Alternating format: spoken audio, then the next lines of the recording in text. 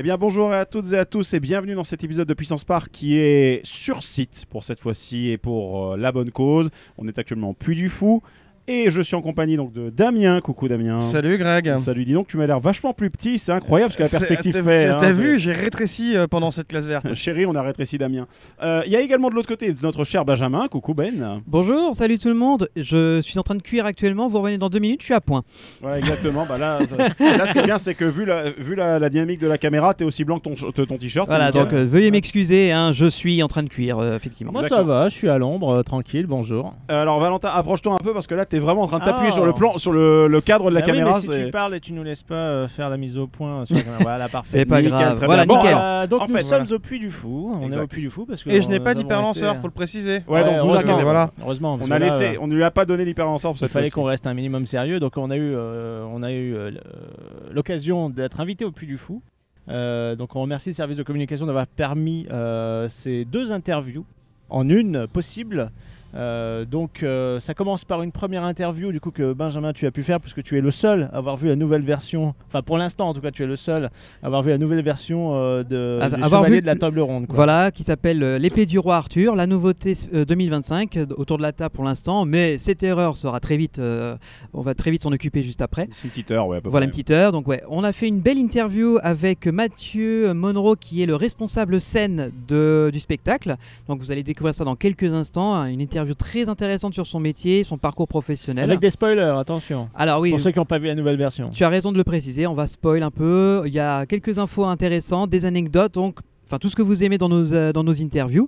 Mais on n'a pas fait qu'une interview de Mathieu et de l'épée du roi Arthur. On a également eu l'immense privilège de retrouver Nicolas Devilliers, donc le président du groupe Puy du Fou. En qui 3D nous a... en réel cette fois-ci et pas par Skype, qui était le cas il y a 4 ans quand on l'avait eu la première fois par épisode. Alors, tu as par raison. contre, mais petite petite particularité. Exact, il y aura un petit cadre un peu particulier. On était donc dans les locaux de la direction du Puy du Fou.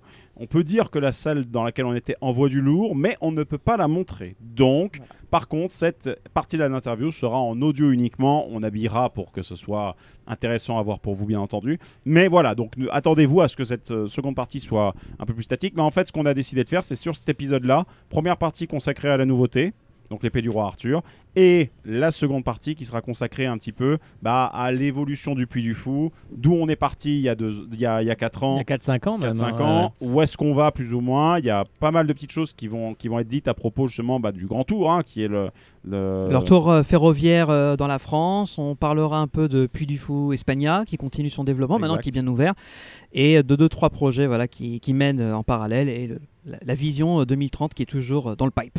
Exactement, et donc tu vois, sur ce, je propose sans plus attendre, on va commencer tout de suite avec notre premier bloc consacré à l'épée du roi Arthur. Eh bien bonjour Mathieu. Bonjour. On est très heureux de vous rencontrer aujourd'hui, en plus dans un cadre un peu exceptionnel puisque on est dans la tribune du nouveau spectacle L'épée du roi Arthur au parc du Puy du Fou.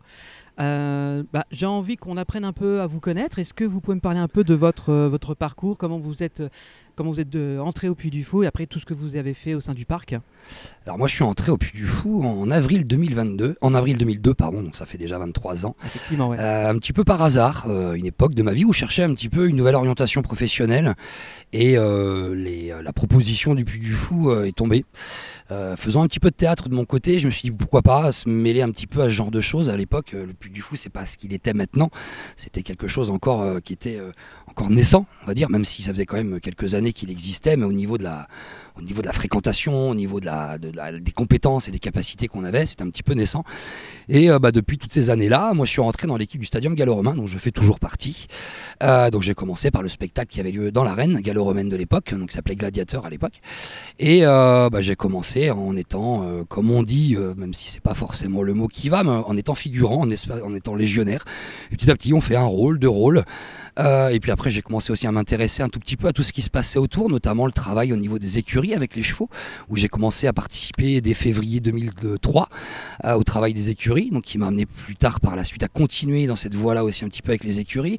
Au niveau sur scène, après j'ai découvert tout ce qui était la cascade, au niveau du combat, donc c'est pareil aussi en avril 2003, Et j'ai continué là-dessus.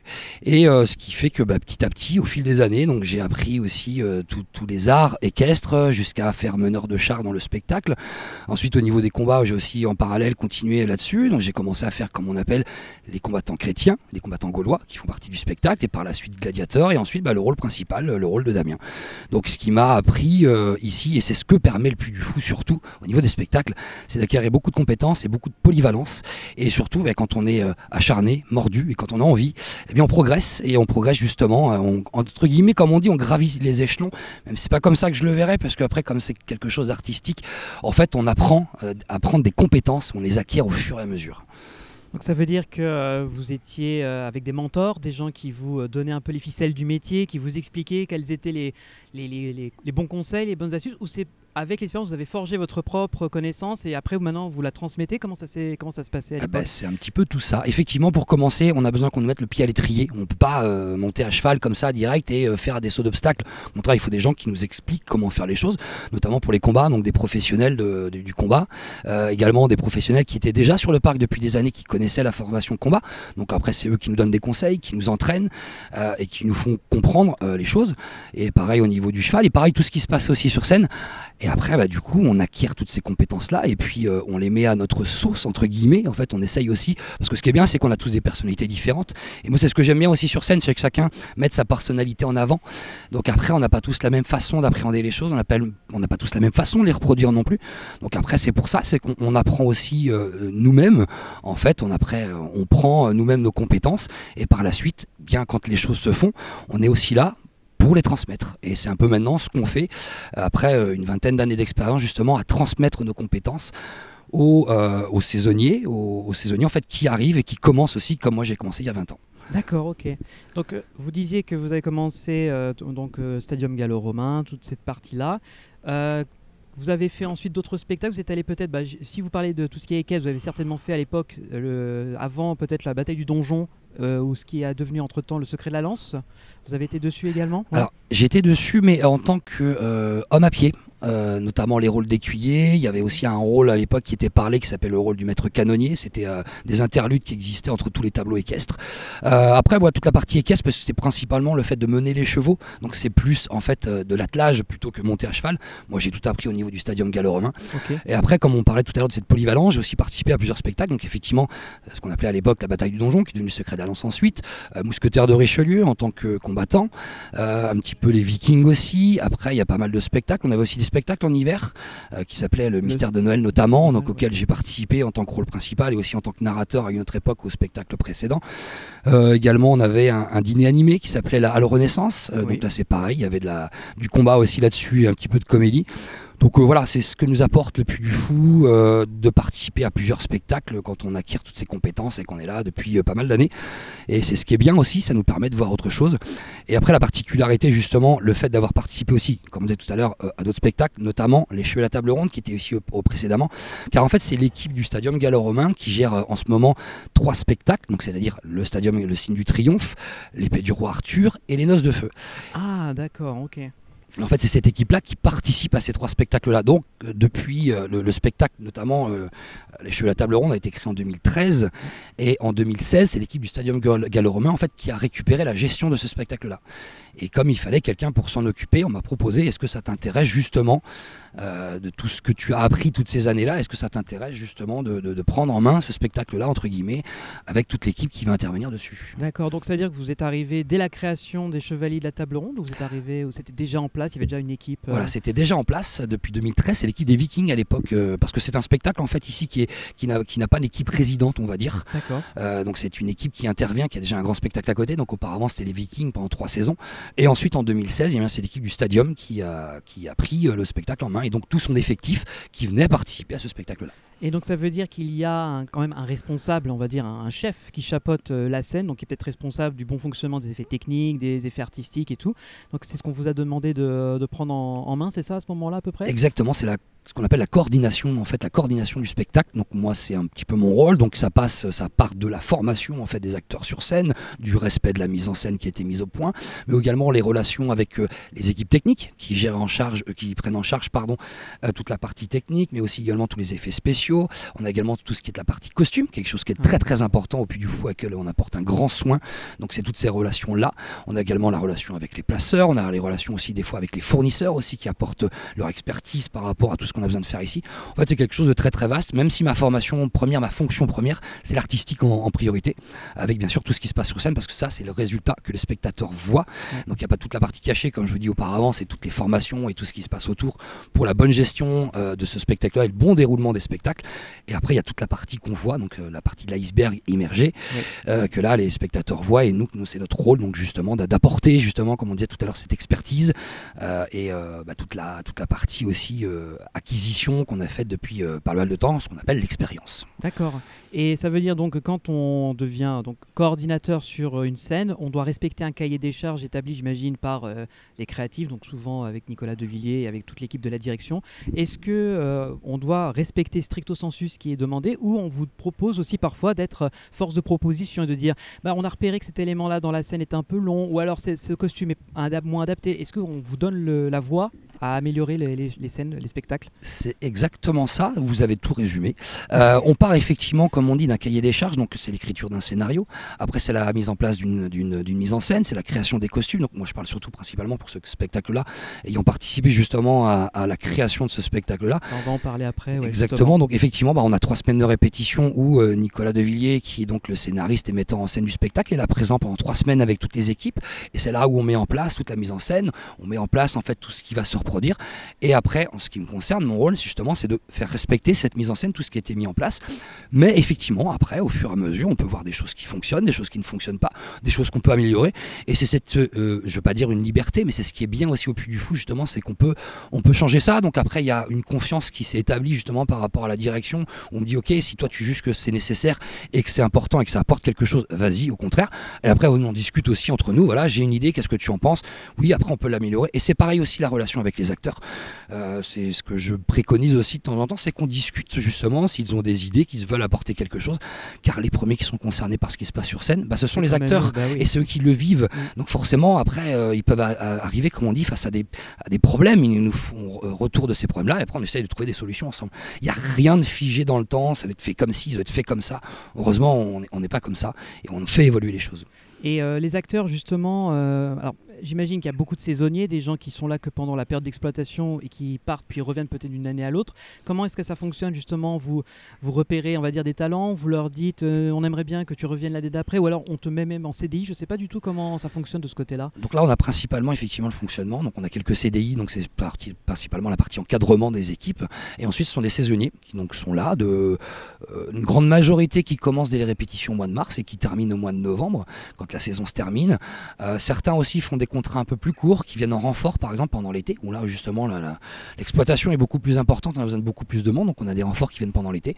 Et après, alors comme vous dites, on a un renouvellement au niveau de l'équipe, par exemple, qui est de 30% à peu près. En général, tous les ans, il y a 70% de l'effectif qui revient. Donc c'est des gens sur qui on peut compter, on connaît leurs capacités, on connaît leurs compétences, donc on sait sur quel rôle on peut éventuellement les mettre.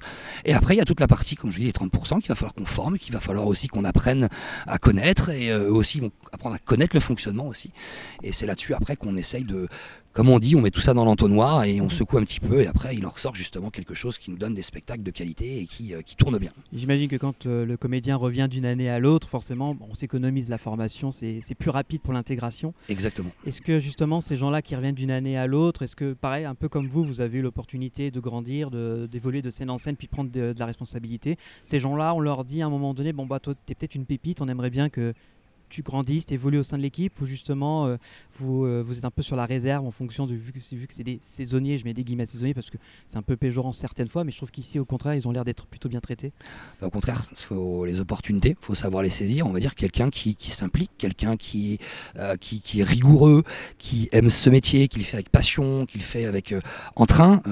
Forcément, on a envie de lui proposer justement de connaître quelque chose, de goûter à quelque chose d'autre. Donc c'est beaucoup. Donc il y a les compétences, il y a les capacités, mais il y a aussi aussi une histoire comportementale et ça vaut le coup, l'intégration dans une équipe, la façon de se comporter, ça compte aussi beaucoup. On peut avoir quelqu'un, par exemple, qui a peut-être un niveau un peu moindre qu'une autre personne, mais à côté de ça, son investissement qui est très important, et bien justement, c'est vers quelqu'un en qui on va se tourner. Et c'est en général les gens qui ont envie d'apprendre, ils progressent beaucoup plus vite que ceux qui ont un petit peu moins envie. Heureusement, ici au Puy du Fou, on a la chance d'avoir des gens qui ont très envie d'apprendre les choses et c'est ce qui est important. C'est top, c'est top. Donc pendant à peu près, là on est en 2025, depuis 2013, il y a eu les Chevaliers de la Table Ronde, qui étaient considérés comme un petit spectacle par rapport à ses grands voisins, les Vikings, le Signe du Triomphe ou le Bal des Oiseaux Fantômes. Est-ce que le fait que vous étiez une plus petite équipe, ça a donné une autre relation entre les équipes, entre l'artistique, la technique, les gens, les placeurs, l'opérationnel, ou est-ce que c'est la même ambiance que si vous alliez au stadium? C'est complètement différent. Effectivement, il y a une espèce d'intimité parce que ça reste, on va dire, c'est une bande. Une bande à 8 personnes sur scène, donc c'est une bande. On passe notre temps en coulisses tous ensemble. Par exemple, ça peut arriver. Une journée comme aujourd'hui, c'est une grosse journée. On a 9 spectacles qui vont s'enchaîner tout au long de la journée. Après, bien sûr, il y a un roulement qui se fait. C'est pas la même équipe qui va faire les 9. Il y a 3 équipes qui vont intervenir aujourd'hui. Voilà, si je cite l'exemple, là, on vient de faire 3 spectacles ensemble.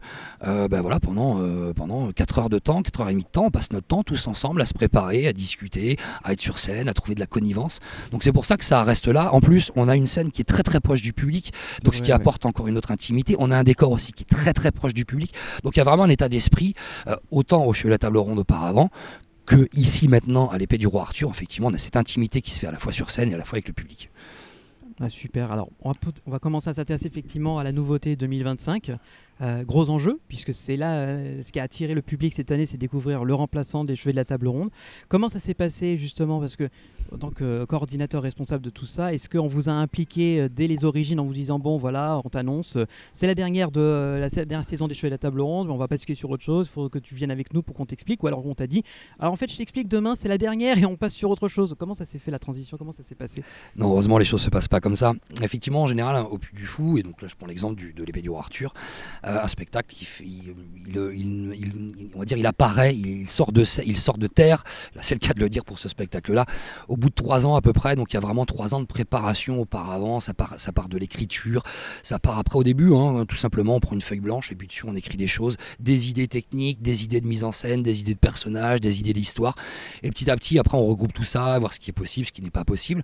Et on va dire un an et demi en fait, vraiment avant la date butoir de début de saison, où c'est là vraiment on part dans une partie vraiment beaucoup plus opérationnelle, où on rentre vraiment ce qu'on appelle dans le vif du sujet. Et moi, c'est à partir de ce moment-là, à peu près un an et demi, où j'ai été impliqué dans le spectacle. J'en avais déjà un petit peu entendu parler auparavant, et étant déjà dans la gestion du spectacle précédent, donc c'est-à-dire le CTR, les Chevaliers de la Table Ronde, forcément après il y avait une certaine suite logique de continuer en fait à le prendre en main aussi derrière cette nouveauté.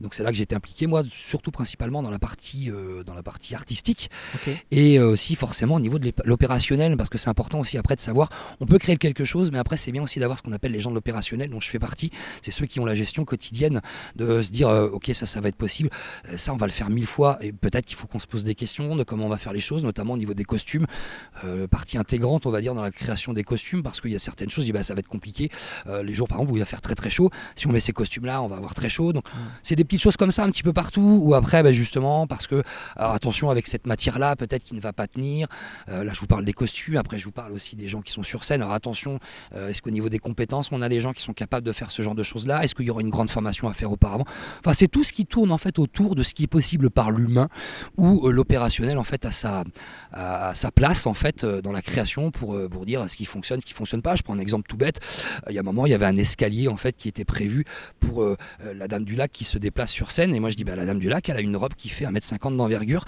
s'il n'y a pas sur un escalier de 70 cm ça va être un petit peu compliqué.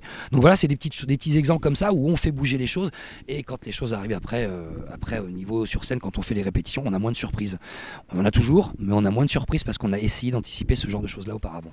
Et justement, vous disiez à un moment donné qu'on est venu vous proposer justement de la continuité de gestion de cette scène. Est-ce que vous, devant l'importance et le projet que ça allait être, vous n'êtes pas dit ah non, j'ai peut-être pas non plus les épaules pour gérer, je préfère que quelqu'un de peut-être plus jeune ou plus énergique prenne la main, ou vous n'avez pas eu d'hésitation, vous avez pris direct dire ah ouais, j'y vais à fond. Alors, la jeunesse, ça voudrait dire que vous trouvez que déjà j'ai un âge avancé. Je n'oserais pas dire ça. Non, mais du la tout. jeunesse ici, elle est dans les têtes, c'est ce qui est important. Non, bien sûr, après, effectivement, si on parle d'âge, entre guillemets, il y a l'expérience aussi, c'est le nombre d'années d'expérience. Je pense que ça aide aussi pour ce genre de spectacle, de connaissances, connaissant l'équipe, connaissant tout ça. Après, effectivement, il y a la proposition, est-ce que ça t'intéresse? On est des hommes de défi. Je rapporte toujours une maxime qui existe au Puy du Fou, on nous a toujours dit, et c'est vrai. Ils ne savaient pas que c'était possible, ils ne savaient pas que c'était impossible, alors ils l'ont fait. Et bien voilà, c'est un petit peu ça au Puy du Fou. Donc effectivement, on se lance des fois dans des choses, dans des projets, et c'est ce qui est fou, et c'est pour ça que notre nom aussi, il est bien trouvé quelquefois.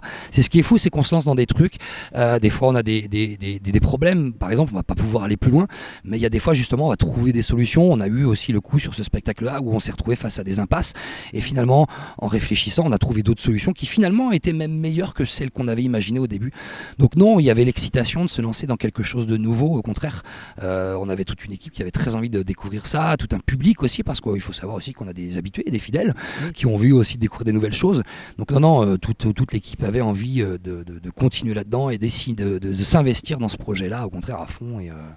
Et pourquoi tout simplement ne pas avoir conservé les chevaliers de la table ronde et avoir décidé de le transformer en l'épée du roi Arthur, parce que finalement c'est un spectacle qui était relativement populaire, hein, qui était bien établi, qui avait une bande son qui était très aimée par une partie du public, hein. Je ne ferai pas l'affront de la chanter parce que j'ai une très mauvaise voix, mais voilà, il y a pas mal d'éléments auxquels le public pouvait se référer, et là finalement c'est un peu faire une table rase. Est-ce que vous vous êtes posé la question effectivement de la pertinence? Et ce qui est marrant, c'est que justement, c'est qu'en général, et vous parlez des gens qui reviennent souvent, on parle toujours des anciens spectacles. Parce que justement, ce pas des spectacles qui durent dans le temps depuis 30 ans, depuis 20 ans, où finalement on s'y habitue. Au contraire, il y a effectivement ce côté nostalgique. Ah, on aimait bien, on parlait tout à l'heure de la bataille du donjon, certains se souviennent encore de la bataille du donjon. Moi j'ai participé, mais d'autres personnes. Justement, je pense que le fait d'avoir des spectacles qui finalement on se donne, ils vont avoir une durée de vie qui va durer quelques années, et après on va passer à autre chose, ou totalement une mise en scène. Et c'est ce qui fait aussi qu'il y a cet intérêt de revenir, c'est ce qui fait qu'il y a cet intérêt aussi de découvrir. Sinon, après on s'enlise, on retombe dans quelque chose, et on a besoin en fait d'avoir cette nouveauté. Donc c'est pour ça qu'en général tous les 10 ans un spectacle est refait à peu près. Après je dis ça, regardez les Vikings qui sont là depuis 97, les Mousquetaires qui sont là depuis 2006, mais qui se sont renouvelés en permanence. Ouais, j'allais dire, Mousquetaires de Richelieu, entre la version qui a ouvert et celle d'aujourd'hui, elle est très différente. Bien sûr, elle a complètement changé, même si l'histoire reste la même, mais en fait elle est étoffée.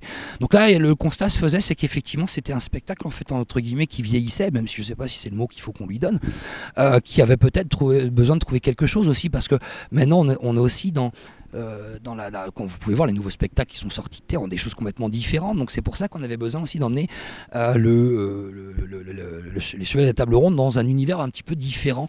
Certains disent que c'est une continuité des Chevaliers de la Table Ronde, donc c'est marrant parce que les gens se font leur histoire, alors qu'on n'est pas parti en se disant que c'était la continuité, que c'était un spectacle nouveau, mais on a gardé le thème parce que c'est un thème qui est porteur, même si la petite différence par rapport aux autres spectacles ici sont basés sur l'historique, sur des faits. Du coup, comme je dis, on ne réécrit pas l'histoire, on crée des histoires à partir de la grande histoire. Eh bien ici, on a quelque chose au contraire qui est très bien, c'est à partir des mythes et légendes. Oui. Et on a cette liberté justement de pouvoir faire des choses qui finalement ne collent pas forcément à une certaine réalité historique, puisque ce n'est pas une réalité historique. Et c'est ce qui est intéressant. Et ça nous permet aussi de faire des effets extraordinaires qu'on ne pourrait pas se permettre sur d'autres spectacles, parce que ça ne correspondrait pas en fait à ce qui se passait à l'époque. Donc c'est ça qui est bien ici, par exemple, quand on voit une tête qui sort d'une tour, d'où ça vient. Et c'est ce qui nous permet de faire ce genre de choses. Et c'est très bien parce qu'on a besoin d'avoir cette part de mystère, cette part enfantine, et cette part en fait qui touche un autre public. Tout ce qui touche en fait, on va dire un peu des choses très terre à terre, un peu plus, qui pourrait arriver dans la vie de tous les jours. Eh bien ça, tout ce qui se passe ici, ça ne peut pas arriver dans la vie de tous les jours. Et c'est bien d'avoir ce petit mystère là, c'est bien de faire voyager, de faire rêver les gens par rapport à ce genre de choses là.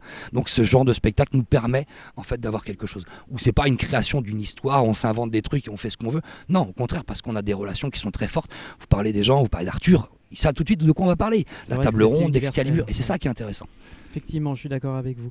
On va un peu revenir sur la création de l'épée du roi Arthur. Donc vous étiez impliqué 1 an et demi avant que tout ça ne se concrétise. Vous avez un peu suivi le chantier quand tout ça s'était fait en travaux. On vous donnait accès pour pouvoir suivre un peu, et ça vous permettait peut-être de faire des repérages. Vous aviez commencé à... Alors j'allais dire à anticiper, mais à commencer à voir les choses se mettre en place pour justement vous dire ah oui, je vois comment je vais former mes comédiens et tout, ou vous avez attendu que ce soit finalisé? et de découvrir? Eh bien, l'implication en fait dans le processus, donc en fait c'est toute une équipe projet, en fait c'est ce qu'on appelle ça, toute une équipe fait partie d'un projet. Et en fait tout est en corrélation. On est tous ensemble, notamment on fait des réunions, on faisait des réunions une fois par semaine où tous les sujets étaient abordés, où en fait tout le monde avait connaissance de tout. Donc effectivement, moi je passais un petit peu tous les jours ou toutes les semaines pour voir l'évolution. Donc effectivement il y a toute une partie travaux, construction. Je ne suis pas un spécialiste de ce genre de choses, donc là il y a des gens qui sont très compétents. Après du coup on peut avoir des questions sur ci, sur ça, qu'est-ce que ça va donner. Après on modélise aussi beaucoup les choses en 3D, ça nous permet en fait de voir un petit peu tout ce qui va se passer. Donc en fait on a notre mot à dire, mais après forcément c'est pas moi qu'il faut dire.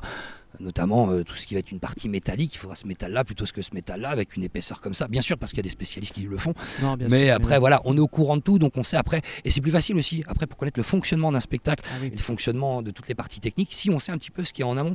Voilà, si je vous parle de cet îlot, c'est que je sais comment il a été construit, je sais comment ont été faites, les choses ont été mises en place, donc je peux en parler aussi, je peux communiquer là-dessus, je peux comprendre aussi pourquoi ça marche pas, je connais les difficultés, donc c'est ce qui est intéressant donc de connaître un tout petit peu, même si je connais pas non plus tout dans le détail, parce que quand j'ai une question, je vais voir les gens qui sont hyper compétents sur ça et ils me répondent tout de suite et j'ose espérer que je suis pas trop bête et que j'arrive à comprendre certaines choses même si c'est pas mon environnement. Non, mais peut-être qu'après, par curiosité, vous avez creusé les sujets, vous avez découvert des choses, et puis ça a ouvert peut-être votre champ de connaissances, et ça vous a permis peut-être de creuser, et peut-être en fonction de ce que vous voyez comme technologie, vous avez dit, ah, si on poussait peut-être ce côté-là technologique, on peut peut-être avoir un effet encore plus waouh, je sais pas. C'est exactement ça. C'est pour ça qu'on est au courant de tout, en fait, effectivement. Après, j'aimerais bien qu'on fasse ci ou qu'on fasse ça, par exemple, est-ce que ça pourrait donner ci, oui. Et là, on me dit, oui, c'est possible, ou non, c'est pas possible, parce que techniquement. Donc c'est pour ça qu'en général, la corrélation, elle se fait toujours là. Et après, tout le monde marche main dans la main. Par exemple, l'artistique en fait va faire des propositions pour donner après, et ensuite il y a la partie technique qui va vous dire ok c'est possible, ok on va réfléchir à ce qu'on peut faire, et après c'est comme ça qu'on avance. C'est pas on parlait tout à l'heure, c'est pas figé au niveau de la mise en scène, c'est pas figé aussi non plus au niveau de la mise en place. Si je vous donne un exemple, pendant la partie finalisation des travaux qui était un petit peu en même temps que les répétitions, c'était pas toujours très évident, mais on a tenu quand même les timings. Il y a des choses pendant les répétitions qui ont complètement changé par rapport à ce qui était prévu, parce qu'on a vu que finalement ça marchait ou ça ne marchait pas, ou qu'on pouvait faire complètement différemment et embellir encore plus le site et le spectacle. Ok, donc ça veut dire que si je résume, vous étiez déjà en train de préparer les répétitions, de commencer à vous habituer à la scène, alors qu'il y avait les tractopelles, les grues qui étaient encore dans un coin. Je vais pas tout vous révéler, mais oui, il y a certaines choses du spectacle qu'on n'a pas pu tester seulement 3 jours avant, parce que justement, il y avait une partie très importante. On est aussi dépendant de la météo, il y a des choses. On est en extérieur, Dites-vous, le décor qui est ici, il y a des moments où on est aussi dépendant du temps et on peut pas forcément tout faire. Donc, mais après, tout s'est très très bien conjugué. Tout le monde a travaillé main dans la main, tout le monde ensemble. Et le 4 avril, on a sorti un spectacle et il était fini. Il était vraiment fini, il était abouti, c'est ça qui est vraiment intéressant. C'est la force du Puy du Fou aussi, finalement, on arrive à mettre tout le monde ensemble et on arrive à faire quelque chose dans les temps. J'aimerais bien un peu qu'on parle un peu du 4 avril, le day one, le jour J, le lancement. Comment vous vous sentiez à ce moment-là? Comment vous étiez émotionnellement, physiquement, en sachant que voilà, il y a la première qui va arriver dans quelques minutes, il y avait des invités VIP, il y avait forcément, j'imagine, Gladville et la direction qui étaient là dans les gradins. Donc comment vous vous sentiez à ce moment-là? Je suis quelqu'un qui stresse beaucoup. En général, beaucoup, et qui le montre. Je crois que ce jour-là, je ne l'ai pas montré. Parce qu'en fait, tellement impliqué dedans depuis des mois, je pense que ça permet aussi d'appréhender ce qui va se passer, d'appréhender ce à quoi on va ressembler. Et puis finalement, comme on a été fidèle à ce qu'on voulait pendant 3 semaines, le résultat qu'on a eu le 4 avril, il correspondait tout à fait. Et moi, mon émotion, en fait, elle a été par rapport à ce que j'ai vu sur scène, qui était même au-delà des espérances, d'avoir vu des gens finalement qui étaient investis et qu'on fait on dit toujours une première en général, c'est un peu balbutiant. Moi, j'ai vu des gens sur scène à la première qui n'étaient pas du tout balbutiants et on s'est déjà dit, mais en fait, le spectacle, on a l'impression qu'il a déjà commencé depuis des semaines. Et c'est ça qui était intéressant. En fait, mon émotion, elle était plus là. En fait, j'avais un grand remerciement à apporter aux acteurs parce que ce qu'ils avaient donné sur scène ce jour-là, ils s'étaient donné à 1000%. Et ça, c'était génial. C'est génial à vivre qu'en fait, quand vous êtes avec eux, dans ce boulot-là, et que vous êtes avec les gens et que vous leur donnez des indications et que vous croyez en eux. Dans ce qu'on fait, il y a de l'amour. Il y a de l'amour d'une certaine façon, mais il y a de l'amour pour les acteurs et c'est ça qui est génial. Et là, ils l'ont rendu au triple de ce qu'on voulait, et ça c'était génial. Donc, l'émotion était vraiment là, vraiment une grande fierté de ce qu'on avait vu sur scène ce jour-là. J'imagine. Et puis voilà, comme on dit, vous étiez l'héritier des Chevaliers à table ronde, donc il y avait un enjeu, on partait pas d'une feuille blanche. C'est plus facile presque de partir d'une feuille blanche que de partir d'un espace déjà existant. Est-ce que ça a été plus contraignant justement que de partir d'un nouveau bâtiment ou d'un d'un gradin fort ou d'un endroit complètement vierge? L'environnement a quand même beaucoup changé par rapport à ce qu'il était l'année dernière. C'est vrai que nous, en tant que spectateurs, on n'a pas forcément le regard comme vous avez, parce que nous, on voit la tribune qui est très semblable à celle d'avant. Les petits détails qui ont changé, bon, vous regarderez sur YouTube, mais la régie a changé d'emplacement. L'espace scénique a été complètement repensé, mais on reconnaît comment c'était avant. Mais voilà, d'un point de vue général, le lambda, voilà, s'il a vu une fois les Chevaliers de Labyrinthe et qu'il voit ça maintenant, il va peut-être pas forcément se rendre compte de tout ce qui a été transformé. Effectivement, donc l'environnement, on va dire, propre, si on parle de l'équipe, il est à peu près le même si on n'a pas les mêmes habitudes. Avant, on était sur un spectacle, on va dire, très aquatique, parce que justement, c'était une grande partie du spectacle, c'était la partie aquatique, notamment avec des acteurs qui allaient dedans. Là, maintenant, c'est beaucoup moins le cas, mais on a aussi un décor qui a pris de la hauteur, qui a pris de la 3D, comme on dit, parce qu'avant, on avait quelque chose de plat, justement, avec cette grande étendue d'eau, qu'on n'a plus maintenant. La partie coulisses, effectivement, après, quand on arrive ici, on a des gradins qui sont les mêmes, on a un environnement qui est tout autour qui sont les mêmes, on a une partie coulisses qui est à peu près identique. Effectivement, on n'a pas perdu nos repères non plus, mais il fallait s'appréhender cette nouvelle scène et cette nouvelle façon de voir les choses aussi, et comme c'est une nouvelle histoire, il fallait s'y adapter. Donc il y a eu un petit peu de tout, il y a eu la difficulté justement pour appréhender les nouvelles choses, mais en même temps dans un cadre, on va dire, qu'on connaisse un petit peu, donc ça peut aussi rassurer finalement. Ça marche. J'aimerais aborder un petit peu un sujet. On a remarqué qu'il y a eu une version 1 qui a été présentée pendant un temps, puis une version 2. D'un point de vue storytelling, il y a des éléments qui ont été modifiés. Alors pour ceux qui ne connaîtraient pas, au début, le personnage principal était à la recherche de son frère disparu. Ensuite, finalement, c'est plus forcément ça. Il y a une sorte de hors-champ qu'on nous explique. Il y a eu un temps qui s'est écoulé, les personnages ont vieilli et reviennent sur scène. Ces éléments-là ont été modifiés. C'est suite à quoi, en fait, ces transformations du scénario? Pour une grande partie, et c'est ce qui compte aussi, c'est la vie publique. C'est la réception du public. Ce qu'il en pense, ce qu'il trouve, ce qui est bien, ce qui n'est pas bien, dans beaucoup de choses. Après aussi, il y a une grande importance qu'on fait au Puy du Fou, c'est le rythme d'un spectacle. Et comme on était dans une création au départ, justement, on est resté 3 semaines focalisé, comme c'est nouveau, eh bien il faut qu'on se tienne tous les jours en fait à ce qu'on a mis en place, il faut qu'on le fasse. On n'avait pas encore ce recul pour se dire, ah non, finalement, peut-être qu'on aurait dû faire autrement. Même si on a changé des cours, on a changé des choses, on a créé des choses même en cours de répétition. Pour tout vous dire, même le premier jour, on a changé complètement le final par rapport à ce qui était prévu, parce qu'on a vu que... Mais en fait, c'est au fur et à mesure, les jours passant, les semaines passant, on s'est dit qu'il y a des choses finalement qui ne marchent peut-être pas aussi bien qu'on l'avait pensé. Et cette force-là qu'on a au Puy du Fou, c'est de modifier les choses. Et c'est ce qu'on s'est dit. On s'est dit, on va modifier les choses. On va peut-être simplifier certaines choses, peut-être complexifier un petit peu d'autres. On a besoin aussi d'avoir ce retour-là. On a besoin d'un rythme aussi assez particulier pour que les choses s'enchaînent. Et en fait, c'est le constat qu'on a pris au bout de quelques semaines. On s'est dit, non, il faut qu'on change. Il faut qu'on adapte un petit peu l'histoire. Peut-être que les gens manquaient un peu de saveur. On s'est dit, il faut qu'on rajoute cette saveur-là pour quand ils ressortent, ils soient rassénérés et qu'on se dise ok d'accord, on a compris. Donc c'est pour ça qu'on a changé les choses. Et là non plus, c'est un peu comme les répétitions, ça n'a pas été évident parce qu'on n'a pas beaucoup de temps. Ça a été très rapide. Et là-dessus encore une fois, je leur dis, moi je félicite cette équipe qui s'est investie et qui a pris les choses en main et qui a accepté les transformations et qui s'est mis dedans. Et ça a été génial aussi. Et on a des gens qui sont venus un jour, par exemple un dimanche soir, un jour de fermeture, qui sont revenus le jeudi d'après et qui ont vu un nouveau spectacle. Mais qu'est-ce qui se passe ici? Et ça c'était génial aussi parce que du coup on a surpris. Et maintenant on peut voir aussi quand même que les modifications apportent. Alors certaines du coup manquent aux habitués, certaines, ça c'était bien. Après il faut savoir faire des choix qui peuvent être radicaux aussi. Oui, on peut jamais plaire à 100% du public. Exactement. C'est juste que si la majorité pense que la V2 est mieux que la V1, c'est l'essentiel, j'ai envie de dire, non? Des retours qu'on a, c'est ça. Ouais, c'est ça. C'est ça, en grande partie. Après, on va pas vous parler d'échelons, mais un petit peu, on va dire qu'on était là, et puis on arrivait ici maintenant en changeant. Donc finalement, c'était pas une erreur. Ok. Et j'ai envie de pousser un peu la réflexion. Alors, c'est plus sur l'aspect communicationnel qu'il y a eu à un moment donné. Donc, ce spectacle-là est considéré comme un grand spectacle maintenant. Il est dans la liste. Et pour le coup, ça reste un des spectacles les plus courts parmi les grands spectacles. Je crois qu'il fait 16 ou 17 minutes de mémoire. Et à un moment donné, on nous présentait un spectacle de 22 minutes. Donc, est-ce que pareil, c'est par rapport à ce que vous vous êtes rendu compte qu'il a fallu raccourcir, ou alors, à terme, c'est une volonté de rallonger la durée du spectacle, ou peut-être même qu'il y a des impératifs opérationnels, je ne sais pas. Qu'est-ce qui a décidé de ce raccourcissement ? Donc comme je vous disais, effectivement, il y a très longtemps qu'on a commencé à faire ce spectacle-là. On était parti sur une durée d'une vingtaine de minutes, 22 minutes pour être précis, justement pour coller un petit peu à tous les autres, ce qu'on appelle les incontournables, les 8 autres incontournables qu'il y a sur le parc. Donc du coup, maintenant, c'est le menu numéro 9 au niveau des incontournables. Et justement, on voulait quelque chose qui dure dans le temps. Et après, on a vu aussi de la conception. On s'est dit, il y a des choses, ça pourrait entraîner des longueurs. Parce que justement aussi, on n'a pas, ici, par exemple, par rapport à d'autres spectacles, on est peu nombreux sur scène. Et il ne faut pas non plus qu'on laisse un moment où s'il ne se passe rien sur scène, ça risque de faire des longueurs et ça risque d'être problématique. Donc c'est pour ça qu'il a vécu un petit peu des raccourcissements pendant la création, aussi d'autres raccourcissements un petit peu pendant les répétitions, et c'est pour ça que maintenant il est retombé à 17 minutes, comme étaient auparavant les Cheveux de la Table les Cheveux de la Table Ronde, pardon, je m'y perds moi aussi. Après, sans vouloir vous spoiler, je vous dis pas que l'année prochaine, par exemple, pourquoi pas, il va peut-être gagner en longueur. Vous avez entendu, rendez-vous en 2026. Mais on reviendra, ça c'est une évidence. Pour vous donner un peu donc mon ressenti, c'est vrai que c'est un spectacle qui est très impressionnant. Il y a beaucoup plus d'effets techniques, sans vous révéler bien sûr tout ce qu'il y a dedans.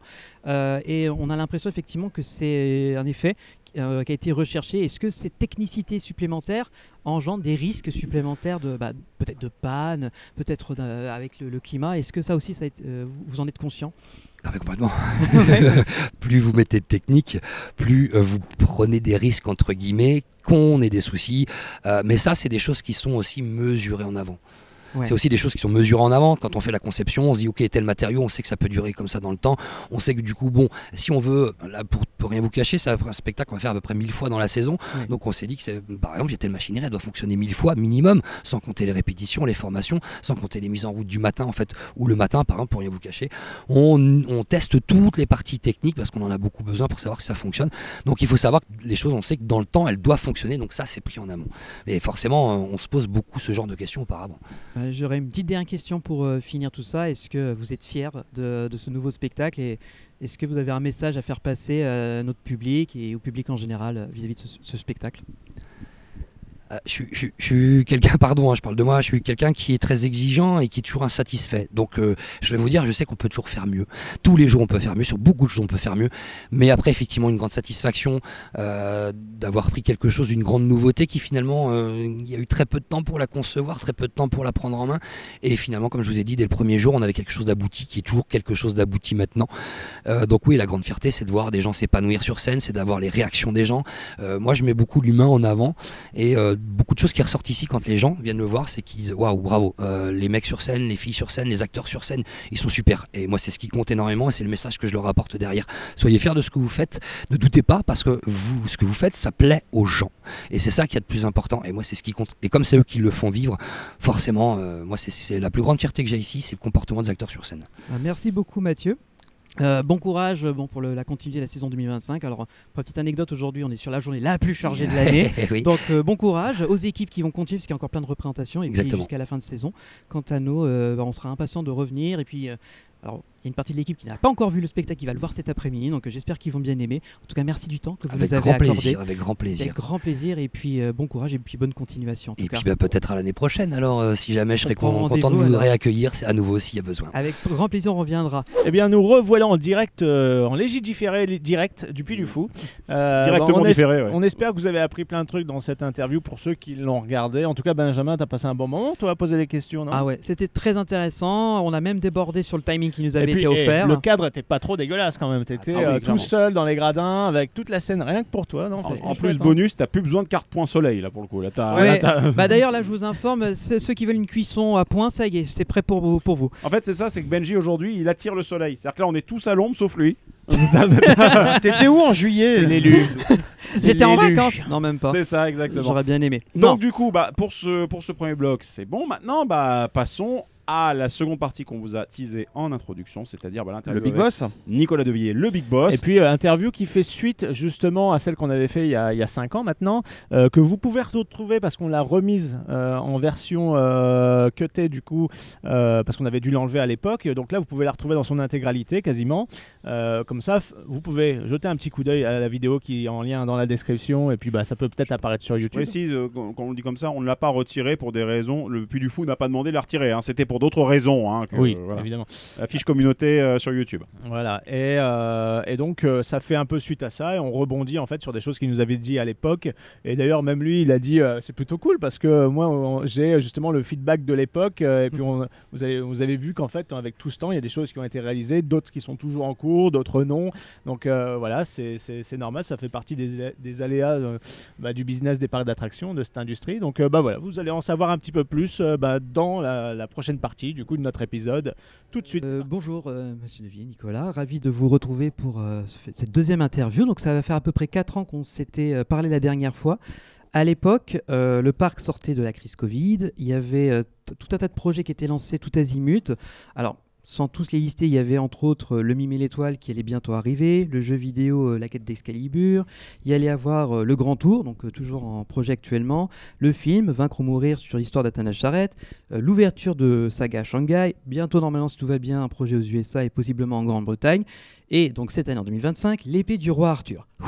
Ça fait pas mal de choses, donc j'ai envie de dire première question, où est-ce qu'on en est aujourd'hui? Est-ce que vous avez toujours autant de projets dans autant de domaines différents?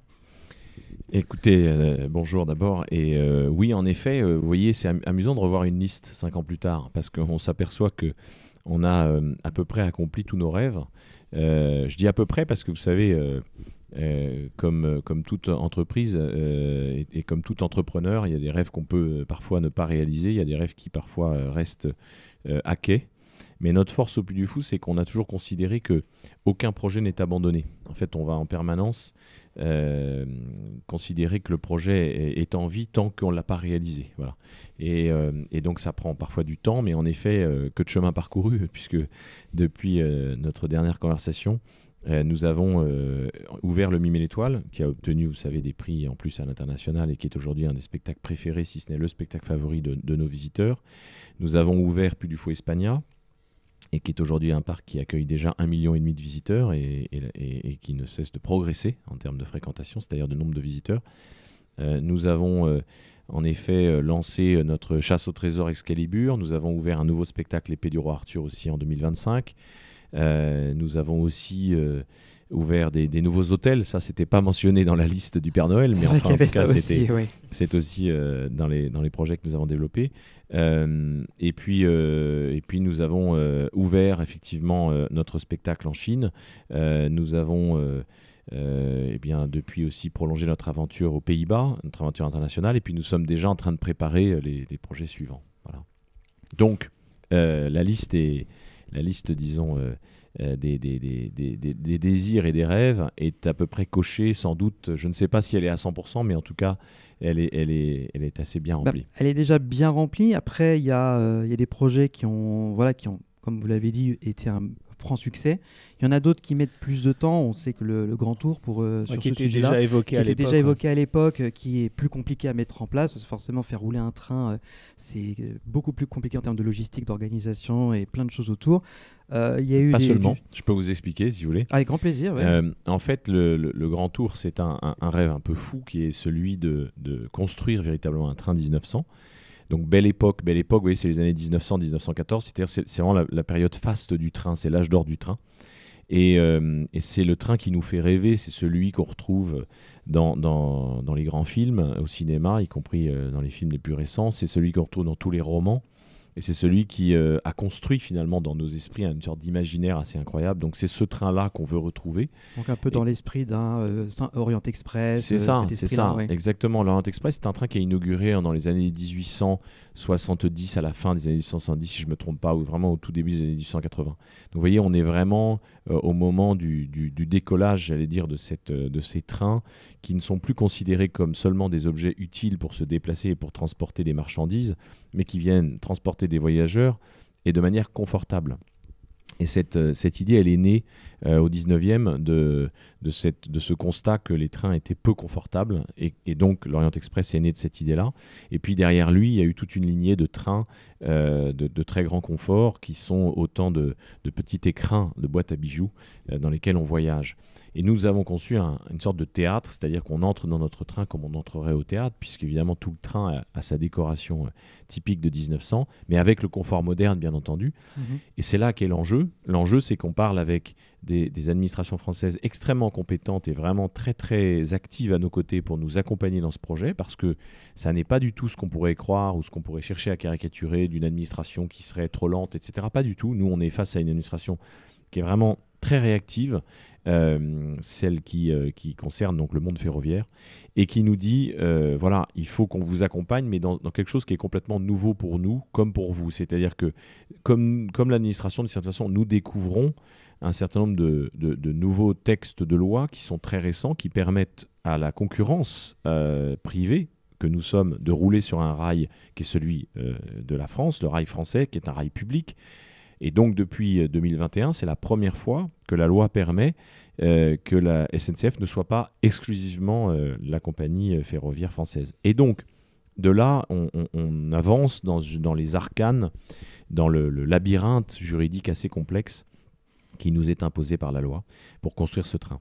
Et la conséquence de ça, c'est que chaque voiture étant chez nous unique en son genre, il y a 12 voitures dans le Grand Tour, chacune des voitures est différente de sa voisine.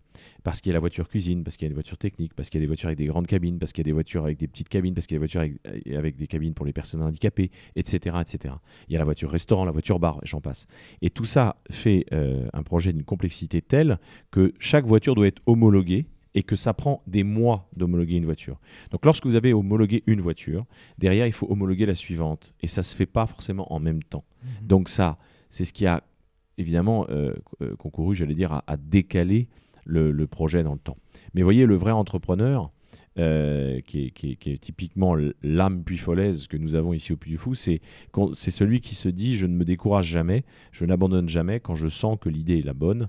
Faire le plus grand spectacle jamais imaginé, puisque c'est une croisière ferroviaire, en fait, qui part de Paris, qui revient à Paris, c'est ça que nous planifions, qui va partir le lundi matin pour revenir le samedi matin, mais qui va raconter une histoire au fil du parcours, avec d'une certaine façon des épisodes qui sont le quotidien des 5 jours de voyage, qui sont autant d'épisodes d'une série, d'une saison. Puis j'imagine qu'avec tous ces délais, les équipes créatives, elles ne restent pas à rien faire, à se tourner les pouces, et je pense que vous optimisez encore plus le produit et l'expérience, non ? C'est très juste, c'est très juste. Vous savez, nous sommes dans ce qu'on appelle au Puy du Fou l'inquiétude créatrice, c'est-à-dire que chaque jour on se lève en se disant qu'est-ce qui nous éloigne encore de la perfection.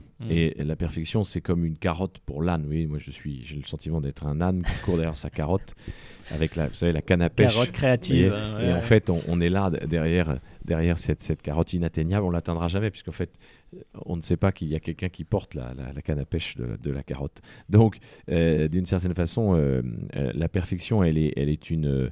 disons, la recherche de la perfection, c'est ce qu'on appelle l'excellence. On ne devient excellent que lorsqu'on est chaque jour convaincu que la perfection est atteignable alors qu'elle ne l'est pas. Bon, et ça, c'est vrai que nous travaillons beaucoup, à la fois sur le Grand Tour et sur d'autres projets qu'on dévoilera le moment venu pour toujours atteindre des sommets qui ne nous sont pas encore accessibles et qu'on veut atteindre demain. Puisque ça fait 5 ans qu'on vous a déjà rencontré, 4-5 ans, à l'époque on avait évoqué effectivement qu'il y avait une partie du public français, parce que problème franco-français, des fois quand quelque chose fonctionne très très bien, il y a des petites réticences aussi par rapport aussi à l'aspect religieux, à certaines problématiques qu'il y a eu peut-être dans le passé, mais est-ce que vous, au quotidien, vous avez remarqué une évolution dans l'imaginaire du public de ce qu'évoque le Puy du Fou, si c'est plus positif aujourd'hui et qu'il y a moins ces réticences ? En fait, d'abord, quand vous parlez de réticence, vous parlez de réticence groupusculaire d'une toute petite intelligentsia parisienne qui dîne dans les mêmes restaurants, dans les mêmes quartiers. Voilà. Donc ça arrive, mais il se trouve que comme nos grands médias français sont en partie dans les mains de cette intelligentsia, je dis ça au sens où voilà, c'est simplement des gens qui se connaissent, qui se parlent, qui vibrent aux mêmes choses, et c'est tout à fait respectable. Mais notre chance en France, c'est que nous sommes le pays de la liberté. Nous avons inventé le concept de liberté. Nous l'avons vraiment inventé dans l'histoire. Et donc, je trouve très sain que le Puy du Fou essuie de temps en temps des critiques. C'est normal. À partir du moment où vous créez une œuvre artistique, quelle qu'elle soit, elle peut être critiquée. Vous savez, la première fois que Claude Monet a peint un tableau impressionniste, le journaliste l'a critiqué en disant qu'est-ce que c'est que cette espèce de chose. Ça donne une impression, mais vraiment c'est flou. Voilà. Bon, ça a donné l'impressionnisme, qui est aujourd'hui l'un des courants de peinture les plus visités au monde. Donc, vous voyez, finalement, il ne faut pas avoir peur de la critique quand elle est peut-être l'expression aussi d'une crainte devant un langage artistique nouveau. Ce qui est certain, c'est qu'aujourd'hui, il y a un engouement pour le Puy du Fou qui est tel que nous progressons aujourd'hui de manière un peu solitaire, au sens où dans le monde du loisir, dans le monde des parcs, nous avons une progression qui est peut-être la plus forte, clairement en France, peut-être même en Europe, avec quand on regarde les pourcentages de croissance. Voilà. Donc, qu'est-ce que ça veut dire ? Ça veut dire que, ok, peut-être qu'on fait bien notre travail, tant mieux, mais je crois surtout qu'on est porté par une vague, et ça s'appelle la chance, qui est la soif d'un public français, mais aussi étranger, eh bien d'un parc très familial dans lequel on va avoir des grands spectacles, dans lequel on a le sentiment d'une grande générosité de ce qui nous est offert. Ça, c'est très important. On aime la générosité, on met beaucoup d'acteurs en scène, des grands effets spéciaux, des grandes tribunes. Quand on construit un théâtre, qu'il soit en extérieur ou en intérieur, c'est toujours de géant et gigantesque parce qu'on aime cette générosité. On veut que le public ait le sentiment qu'il est traité comme une reine ou comme un roi. Ça, c'est très important pour nous. Et donc, chaque visiteur doit être traité comme un ami cher. Et même si on ne le connaît pas, c'est un ami en puissance. Et c'est là que le Puy du Fou emporte le morceau. C'est qu'en fait, nos grandes mises en scène, notre façon de donner à notre public beaucoup plus que ce qu'il attend, eh bien, c'est sans doute ce qui fait le succès du Puy du Fou et qui emporte tout sur son passage, y compris ce qu'on a pu recevoir de temps en temps comme critique. Voilà. Très bien.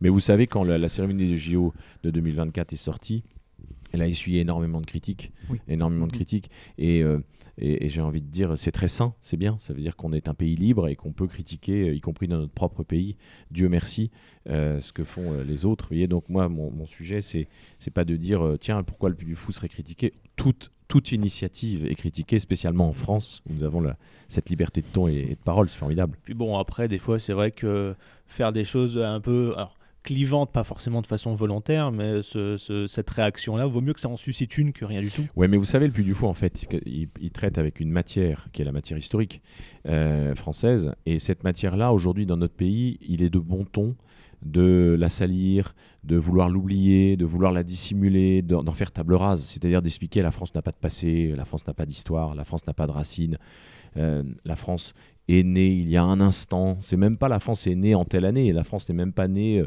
pour un certain nombre de gens, je sais pas, en 68 ou je ne sais pas, en 1789 ou à une autre date de l'histoire. Non, elle vient de naître, elle est une start-up nation, vous voyez. Alors ça, on ne croit pas du tout à ça ici au Puy du Fou. Nous, on croit que la France est née depuis près de 2000 ans, qu'elle est en gestation dans un empire romain qui est finissant, mais qui nous a légué une immense part de sa civilisation, puisque nous parlons français, qui est un dérivé du latin, parce que nous avons une façon de construire les villes qui nous vient des Romains, parce que la Gaule était très désorganisée, c'était un amas de tribus, et que les Romains sont arrivés pour organiser tout ça, parce que nous sommes ici, dans l'ouest de la France, dans une région qui a adopté très très vite la culture romaine. Les arènes de Saintes, proches du Puy du Fou, ont été construites en l'an 20 après Jésus-Christ, c'est-à-dire à peine 70 ans après la conquête de Jules César, alors que les arènes de Nîmes, elles arrivent en l'an 80 après Jésus-Christ. Vous voyez, donc il y a 50 ans d'écart entre les deux. Il y a même plus 60. Donc qu'est-ce que ça veut dire ? Ça veut dire que nous avons accepté la conquête romaine très tôt. Alors quand on part de là, ensuite on traverse évidemment la grande épopée franque avec Clovis et puis tout ce qui s'en est suivi, on se dit mais quelle chance d'avoir en France cette trajectoire fantastique qui vient jusqu'à aujourd'hui permettre à la France d'être un grand pays et qui a encore tant de choses à offrir au monde. La France, c'est aussi celle des poilus de 14, c'est aussi celle de Michelet, c'est aussi celle du général de Gaulle, c'est celle des résistants, mais c'est aussi celle qui a inventé les avions de chasse Rafale, c'est elle qui a inventé le TGV, c'est elle qui a inventé la carte à puce, c'est elle qui a inventé l'aviation, d'ailleurs c'est elle qui a inventé le cinéma, c'est elle qui a inventé la mode, c'est la France qui a inventé la gastronomie comme un art. C'est la France qui a inventé tellement de choses qui ont été autant de cadeaux offerts au monde. Vous voyez. Donc Ne rougissons pas de ça. Sauf la prise Péritel, parce que là, c'était vraiment pas un cadeau. Mais bon. Dieu merci. Dieu merci. Mais soyons fiers de ce que la France a inventé, de ce qu'elle est encore capable d'inventer. Donc le Puy du Fou, c'est une illustration supplémentaire, comme une goutte d'eau dans l'océan des inventions françaises, qui vient proposer un langage artistique nouveau avec des spectacles d'un genre nouveau qui certainement remplace le théâtre qui ne fait plus recette, parce que les théâtres sont vides, et qui prolonge peut-être l'univers du cinéma et des séries. Est-ce qu'on a le temps pour une dernière question ouais. Est-ce qu'on aura le temps? Ah ben vous me lancez sur des sujets qui me Oui, font beaucoup parler. passionnant. Alors, À vous- vous de voir je si vous suis voulez encore, facilement bavard quand vous me faites parler de mes passions. Voilà, je lance une question, après on verra si on peut aller jusqu'au bout. On va parler un peu de Puy du Fou Espagne. Donc, comme vous l'avez dit, c'est un plutôt bon succès, ça marche bien. On retrouve pas mal de technologies inspirées de notre parc vendéen. Est-ce que c'est une volonté de tester, on va dire, en France les technologies puis de les dupliquer en Espagne, ou à terme, le parc espagnol aura une certaine liberté d'innovation technologique ou de liberté créative et pourra créer ses propres choses de son côté, et la France pourra s'inspirer et vice-versa? Alors d'abord, tout ce que vous voyez en Espagne est créé ici, voilà, dans les murs dans lesquels vous êtes. En fait, c'est ici que nous créons à la fois les histoires que nous racontons, ce qu'on appelle le scénario du spectacle, et puis le concept. Alors le concept, qu'est-ce que ça veut dire ? Ce mot un peu savant, ça veut dire la façon dont on va mettre en scène le spectacle. Donc par exemple, un spectacle immersif, c'est un concept. Vous êtes en déambulation à l'intérieur d'un décor, ce qui est le cas de Allende la Mar Oceana, qui est un concept qu'on retrouve dans le mystère de la Pérouse. Et puis vous avez l'autre concept qui est celui de El Último Cantar, qui est un spectacle construit sur le concept du dernier panache, c'est-à-dire qu'une tribune tournante. Donc vous voyez bien que vous avez une histoire complètement différente, complètement espagnole. El Último Cantar, c'est l'histoire de Rodrigo Díaz de Vivar, qu'on appelle El Cid Campeador, qui est un personnage du XIe siècle très connu en Espagne, enseigné dans les écoles, et qui a une histoire tout à fait singulière, qui a marqué l'histoire espagnole. Il n'a rien à voir avec le personnage de Charrette que nous traitons dans le dernier panache. C'est pas la même histoire, ce ne sont pas les mêmes décors, ce ne sont pas les mêmes costumes, bref, rien n'est pareil, et pourtant le concept est le même. Donc ce que nous réutilisons, ce sont les concepts qui en effet ont été développés ici et que nous sommes capables de redéployer à l'international. Donc oui, on ne se privera pas dans l'avenir d'utiliser des concepts qui fonctionnent pour aller les installer dans d'autres cultures que la nôtre, avec d'autres histoires, d'autres langues. Mais en revanche, lorsque un concept s'impose pour une histoire qui est espagnole, comme par exemple A Pluma y Espada, eh bien, à ce moment-là, on ne s'interdit rien. Vous voyez, c'est-à-dire que la logique de dire A Pluma y Espada est un concept nouveau avec des décors qui s'ouvrent en plusieurs parties, avec vraiment comme un système de triple ou quadruple pot qui s'ouvre sous nos yeux au fil de l'avancée de l'histoire. Ça, c'est quelque chose qu'on n'avait jamais développé en France. Donc, on ne s'interdit pas ça. Et on ne s'interdira pas ça pour l'avenir dans les futurs parcs que nous créerons, ou bien même dans les spectacles espagnols. Donc, vous verrez d'une part des concepts que vous connaissez en France et que vous retrouverez, mais complètement à l'espagnol, ou bien vous verrez parfois des nouveaux concepts jaillir parce que la thématique, et j'en ai dans la tête à l'heure où je vous parle, des thèmes précis, des histoires précises qui appellent un concept nouveau, une façon de mettre en scène l'histoire. Car n'oubliez jamais une chose, c'est que notre but, ça n'est pas d'aller réutiliser des concepts en Espagne, une façon de mettre en scène, non. Notre but, c'est de dire quelle est l'histoire qu'on veut raconter. Quelle est la trajectoire de ce héros, de cette héroïne que nous allons suivre pendant les 30 minutes de spectacle, format très familial que nous aimons au Puy du Fou. Eh bien, c'est cette histoire-là qui va vraiment guider la façon de mettre en scène le spectacle. Vous voyez, quand on embarque dans un bateau à la Pérouse, c'est parce que si on parle de la Pérouse, qui est une histoire passionnante, qu'est-ce qu'on a envie de vivre, vous et moi? On n'a pas envie de regarder un personnage sur son bateau et nous, étant assis dans une tribune, coupés de la possibilité de le rejoindre. On a envie de monter à bord de son vaisseau du XVIIIe siècle, d'embarquer avec lui et de sentir ce bateau dans la mer et de tanguer avec lui. C'est ça qui est finalement cet instinct-là qui guide notre façon de concevoir nos concepts. Voilà. Donc c'est toujours l'histoire qui commande. Et dernière petite question un peu double pour un peu élargir sur l'avenir. Justement, tous ces concepts et ces histoires, est-ce que vous avez des équipes qui sont en permanence en train de rechercher justement ces possibilités, ou est-ce que ça vient plutôt de vous, donc plutôt la direction, ou alors vous partagez ces tâches-là et surtout, est-ce que vous avez déjà des concepts qui sont peut-être en bonne voie pour être réalisés tôt ou tard, que ce soit ici ou pour des clients à l'étranger, international? Alors oui, j'ai une équipe évidemment, je suis surtout pas seul. Moi, mon rôle, c'est parce que j'ai une double casquette, je suis président, mais je suis aussi directeur artistique, donc en effet, je pilote cette équipe créative. Mais j'ai une équipe qui va nourrir une réflexion collective. On travaille de manière très collective au Puy du Fou. Il n'y a pas une seule personne qui déciderait, comme on peut le trouver, vous voyez, dans le théâtre, ou alors au cinéma, c'est encore plus fort, parce qu'au cinéma, vous avez le nom du metteur en scène écrit en énorme sur l'écran 14 fois pour être sûr qu'on sache bien que c'est monsieur machin qui a fait le film, alors que ce qui nous intéresse, c'est l'histoire. C'est-à-dire qu'à la fin, si je vous dis ce que vous avez aimé Mission Impossible ou Top Gun, ce qui compte, c'est pas tant la personne qui a fait le film, c'est surtout l'histoire qu'on vous raconte. Et finalement, c'est ce qui emporte tout. Donc, nous, on a une logique très collective et surtout pas individuelle. Cette logique collective, elle consiste en effet à se nourrir de beaucoup de thèmes, mais pour ça, il faut s'y prendre très en amont. Le paradoxe, c'est qu'il y a quelques années, on mettait beaucoup de temps à créer des spectacles.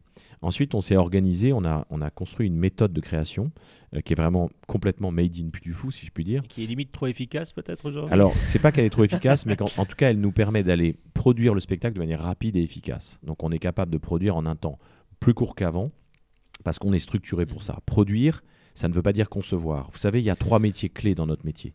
Le métier de la conception, c'est celui qui consiste à écrire, à dessiner un projet. Ça peut être un spectacle, ça peut être un hôtel, un restaurant.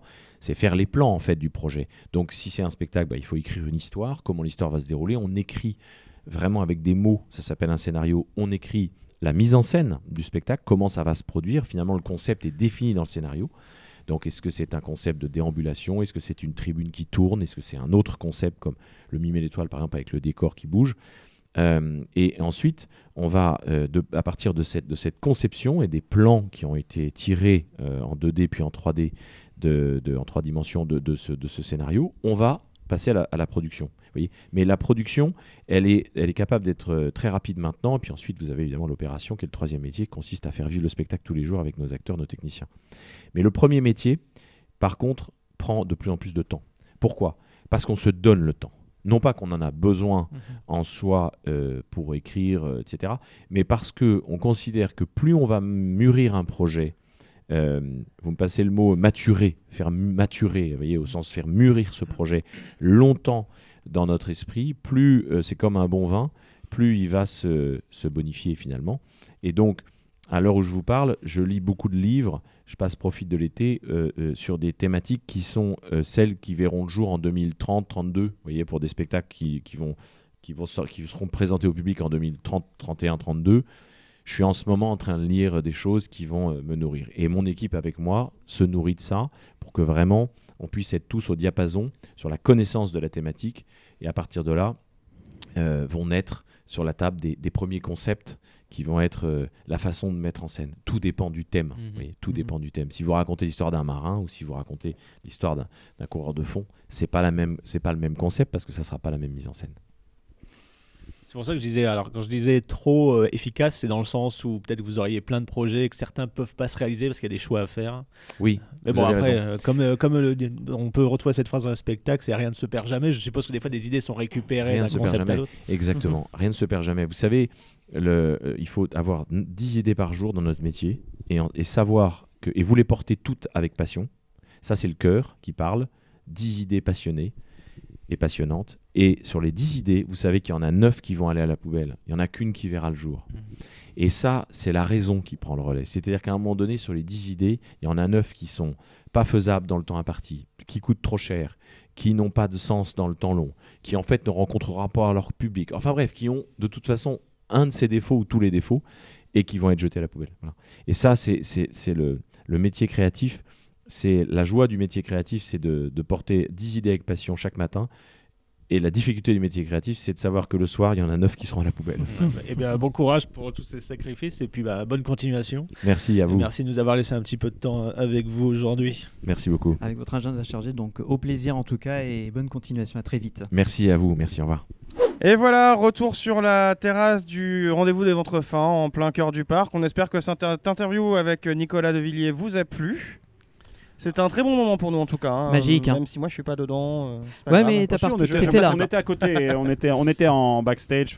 Faut gérer la technique dans ce genre de situation, comme vous en doutez. Voilà. Et puis pour une fois, on a été bref parce qu'il y avait des timings à respecter. Parce Oui. que voilà, c'est une journée de travail aujourd'hui. Et ils ont pu avoir des petits moments à nous consacrer, mais on a dû faire vite. Après, voilà, pour une fois, on a été concis, on a été à l'essentiel. On espère néanmoins que ça reste intéressant. Évidemment. Bah, plus au service com, parce que mine de rien, ils nous accueillent en plus pour leur plus grosse journée de l'année. Oui. C'est-à-dire qu'il s'avère que là, en fait, dans le timing, on est sur des taux d'affluence qui sont vraiment très très forts. On n'est pas loin d'un parc complet. Et là, c'est très rempli le dans les nombre allées, de hein. représentations, c'est le maximum que le Puy du Fou puisse faire. Pour vous donner une idée, on est à 9 représentations de l'épée du roi Arthur. Ils peuvent pas faire plus que 9. Voilà, donc en fait, il y a 3 équipes aujourd'hui qui se relaient pour faire le spectacle. J'espère qu'on va profiter du reste de la journée pour voir Bien justement sûr. les choses que j'ai pas vues en 5 ans, là, les petites évolutions. C'est le moment de te mettre à jour. Bah oui. Pareil pour On va moi, se pas mal retrouver. de découvertes. Hein. Mimé l'étoile, le premier royaume, l'épée du roi Arthur. Les mises à jour des anciens spectacles, parce que une le grosse signe mise du à jour à faire. triomphe, le dernier panache, ont eu le Ouais, droit à des dernier grosses mises à panache, jour. là, apparemment, ouais, j'ai hâte de voir ça. Donc on va clôturer sur ça. On espère que cette double interview vous a intéressé, qu'il y a eu des éléments qui vous ont plu. En tout cas, nous, on a pris énormément de plaisir à l'enregistrer. Encore une fois, merci à au Puy du Fou qui nous a permis d'enregistrer cet épisode. On espère qu'on aura l'occasion de vous en proposer d'autres à l'avenir. Donc dans tous les cas, dans les commentaires, vous n'hésitez pas à faire vos retours. Merci à tous ceux en tout cas qui prennent le temps de nous remercier et qui nous font vos feedbacks. C'est très chaleureux et c'est très agréable. Et bien sûr, www.puissancepark.fr pour avoir toutes les infos que d'habitude et sur nos réseaux sociaux et surtout Instagram. Voilà. Et merci aux tipeurs aussi, parce que l'air de rien, ça aide pas mal à. Ouais, sur le à volet pouvoir se financier, déplacer, merci sur le à volet vous. ouais. financier. Financer, C'est aussi grâce à ce vos dons qu'on matériel, peut se par déplacer, exemple. acheter du matériel et puis faire plus de classes vertes. Ouais. Plus ou moins dans les cartons d'ailleurs. Donc en tout cas cette année 2025 on a eu des beaux projets, on a encore d'autres qui arrivent sur la fin de l'année et puis 2026 on commence déjà à mettre les bases. Donc on se dit à dans 15 jours pour un nouvel épisode de Puissance Park. Bon pied, bon oeil et puis à très vite. Bisous, Ouais, bye bye. et on va profiter du parc. Salut, à la prochaine.